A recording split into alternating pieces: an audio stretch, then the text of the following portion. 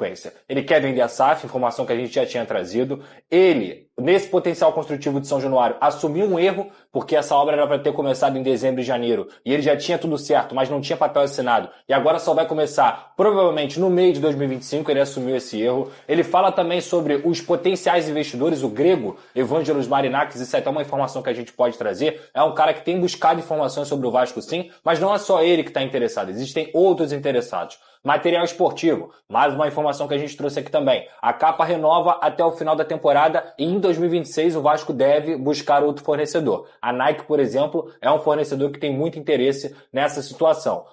Renovação do Verratti, outra informação que a gente trouxe, ele também confirmou. Quer renovar com o Verratti, quer renovar com o Léo Jardim. Vai ter investimento no CT. O CT do Vasco é uma estrutura muito precária hoje em relação aos grandes times do Brasil. Então vai ter investimento lá também. Além disso, o departamento de scout procura se melhora, porque ele admitiu que a janela de transferências do Vasco no meio do ano não foi certeira, não foi do jeito que tinha que ser. Mais uma situação que era muito cobrada pela própria torcida. Entre outros assuntos, onde ele consegue esclarecer para o torcedor do Vasco, de forma geral, não só o campo e bola, mas também o que está acontecendo fora. O Vasco precisava de perspectiva para 2025, precisava de diretrizes, e ninguém melhor do que ele para falar. Vou fazer um elogio também ao senhor Carlos Amodeu, que estava lá presente, que também foi muito claro nas coisas técnicas que ele tinha que falar, e também ao Felipe Carregal, o VP jurídico, sobre a situação do Vasco, que tem ACAP, tem Linderhall, enfim. Ele diz que o Vasco a todo momento, principalmente com a mediação, com a arbitragem que está correndo contra a 777, o próprio Pedrinho disse que é impossível o Vasco perder nessa disputa de ações, e aí a intenção do Vasco, de forma mais clara e possível, é vender a Vasco SAF. E não é para o controle do Pedrinho, é para o controle da venda de quem comprar. Essa é a intenção dele. Organizar o Vasco e vender para quem tenha projeto esportivo. E as pessoas precisam entender, Veni, que esse momento da venda, eu falei isso até que ontem no programa, ontem ou anteontem, é o momento mais delicado da história. O Botafogo não pegou um dia e no dia seguinte vendeu o Botafogo, né? Foi um estudo, escuta. O Pedro falou ontem na coletiva que nesse momento de conversas, quando você começa a conversar, eles assinam num contrato que ninguém pode falar nada. Então a gente não vai ver o Pedrinho falando o nome de empresas que possam vir a comprar o Vasco, porque ele não pode falar. Ele não pode falar, mas eu posso. Isso! Ele fala isso. Ele fala isso na coletiva. É um dos interessados isso. De fato. Ele pediu os documentos pro Vasco da Gama para saber essa situação. E o Pedrinho fala isso na coletiva. Eu não posso falar. E aí o jornalista vai no seu faro de curiosidade e de apuração e vai apurar. E aí é bom o torcedor vascaíno não se pilhar, porque às vezes tem um monte de notícia que é para clique, né? A gente sabe, a gente fala isso, Vene, que a pessoa põe às vezes um negócio que é para receber cliques. Tem que ser com pessoas que são apuradoras, que vão lá dar a notícia, destrinchá-la de verdade, né, Vene Casagrande? Porque o Pedrinho não vai poder falar, mas o Pedrosa vai poder ir lá apurar. Outras grandes páginas do Botafogo, apuradores também, vão poder apurar. Eu falei Botafogo.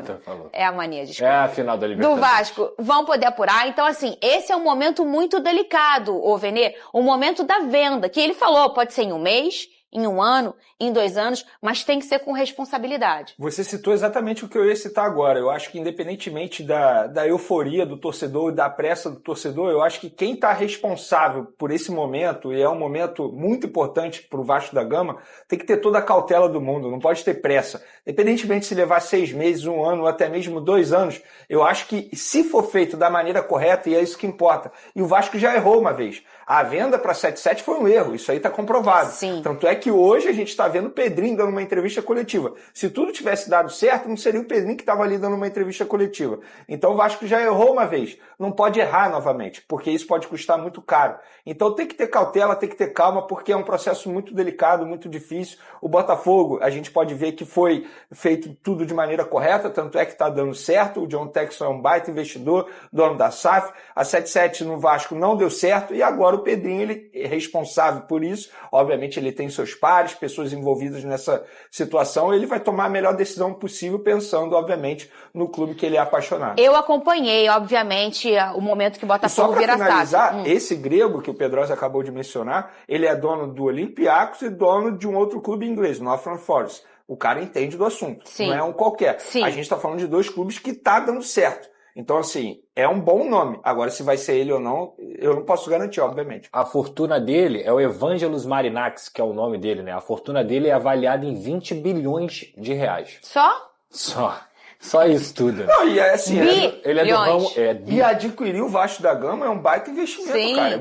Com certeza você pode ter um retorno futuramente se você fizer um bom trabalho. A gente está falando de um clube que tem uma torcida absurda, que engaja bastante. E querendo ou não, é o Vasco da Gama, cara. É um dos maiores clubes do futebol brasileiro. É um baita investimento. A 77 deu muito mole na ocasião. E ainda adicionando mais um comentário, para que a torcida do Vasco entenda. Eles não estão estudando só o Vasco no Brasil, tá? Eles querem entrar no mercado brasileiro, para isso contrataram o Edu Gaspar, que era do Arsenal, como eu já falei aqui, e o Edu Gaspar é o responsável por fazer a curadoria, digamos assim, de clubes em potencial para serem investidos dentro aqui do futebol brasileiro para o Evangelos. E o Vasco é um desses clubes. Não quer dizer que tem negociação avançada, o Pedrinho falou isso ontem, é muito importante. Não caiam em papinho, cautela a todo momento, porque vai ter muita gente querendo soltar notícia, vai ter muita gente que não é nem jornalista querendo dar algum tipo de informação, e vocês têm que ter cautela. Não se brinca com o sentimento do torcedor. Planejamento para 2025, tá? Porque muita gente dentro do Vasco, ali nos bastidores, nos corredores, né? Muito burburinho que o Vasco pode ter uma reformulação grande no elenco, né? O Pedrinho, apesar de ter falado que ele quer contar com o Payet, que ele quer contar com o Felipe Coutinho, a gente sabe que hoje a folha salarial do Vasco, ela está entre as 5 folhas salariais mais caras do Brasil. E muito disso se deve aos salários do Felipe Coutinho e do Dimitri Payet. Cada um recebe aí a bagatela de mais de R$1.500.000 por mês. Tendo em vista que o salário dos dois, né, obviamente não condiz com o que eles entregam em campo, existe sim a chance do Vasco tentar uma conversa, tentar ali amigavelmente romper esses contratos, né? Os dois têm contrato com o Vasco até o meio do ano que vem, né? E obviamente os dois jogadores, eles entendem, eles sabem que eles não estão entregando dentro de campo algo que, né, que condiz com o salário que eles recebem. Então, dentro do clube existe muita gente que cobra, que questiona, que reclama, né? E obviamente os jogadores sentem isso. O próprio Felipe Coutinho,